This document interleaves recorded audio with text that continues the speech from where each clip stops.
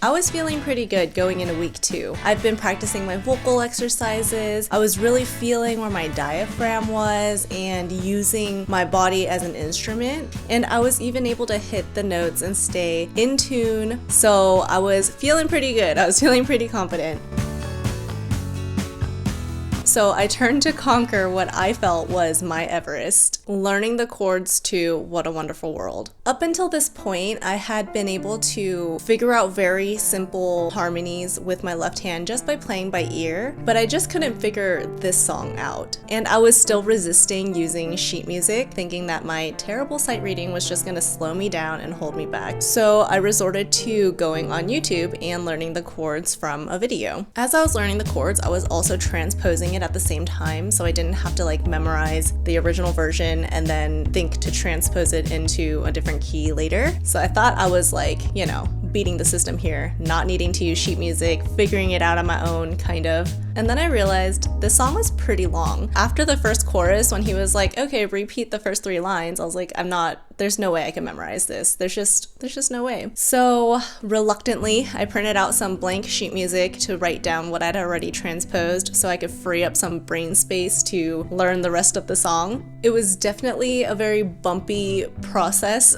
to say the least. Remember, it's been over 10 years since I've done any sort of theory exercises or even read sheet music. I didn't really remember how to write everything properly, and it made me feel very incompetent. But then I thought to myself, I just need to write it down so I can understand, so I can play it. So if the signs are wrong, who cares? Just as long as I can understand it, that should be good enough. So that made me feel a little better, and I was able to continue working on the song. So when it came to the point of after the chorus, the first 3 lines repeat themselves, and I was thinking, there is no way I am rewriting that again. And that's when all of the signs and symbols I was trying to learn as a kid finally came into play. I didn't just need to read it. It makes sense now why a composer would write the repeat bar versus rewriting all of those notes.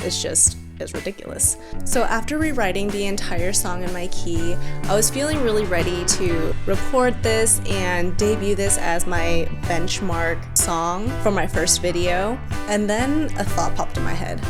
Is What a Wonderful World copyright free? No, it is not. I had 2 options. I could either ask for permission to use the song, or I could look up public domain songs and cover those. So I chose to do both. I asked for permission to use the song, which, very cool side story, I heard back from Louis Armstrong's manager's daughter. She emailed me. That's pretty cool. But I'm still waiting for permission to cover the song. So while that was happening, I had also started looking through all of the list of public domain songs and try to find one that I liked enough to sing. Now, a true musician can take any piece of music and turn it into their own, but I felt like I was a very long ways away from that. So I kept looking for a song that had a pretty good melody, because that's one of the most important things that I look for in music. I found a song written by the same composer as Ave Maria, and it's called Oh Dry Those Tears. It wasn't exactly what I wanted, but it felt like it was something that I could work with and learn. So I printed out the sheet music and I transposed the melody into my key, which was actually so easy with the sheet music. I don't know why I was resisting this for so long. And I went to work on the chords. They looked a little intimidating, but I went to go try it out anyway, and I realized my keyboard is not big enough to even play the song as it's originally written. So it gave me creative freedom to simplify the song into chords that would fit my keyboard. But after doing all that, the song still felt a little dated, and I didn't really know what to do about it.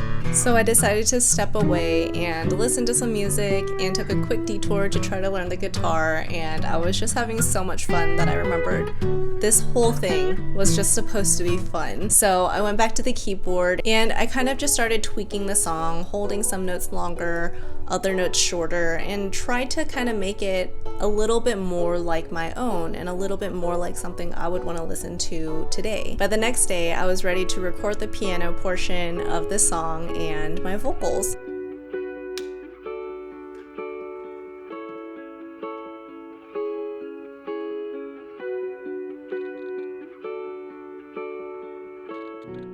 Hello, hello, hello. I'll dry those tears And it went okay. and calm those fears. At this point, I still hadn't mastered singing into a microphone yet, and I hadn't taken the time to play with the compressor and what each knob did. And after many, many takes and many, many hours of trying to edit the song to fit the timing of the piano, it only turned out to be like kind of okay. Will come alas. And then another realization. Even though I was in tune, I didn't have any style. I didn't like my style that I was singing in. I don't even think I had a style that I was singing in. And when I went to look up videos on style and how to find your singing style, I realized that this is going to be my Everest. In order to find my singing style, I needed to figure out who I am, who do I want to be, what do I want to sound like, am I unique? Everyone says to just be the most you, but this is me. I'm a literal blank slate. Don't forget to hit the subscribe button so you don't miss the next episode where I look for my style.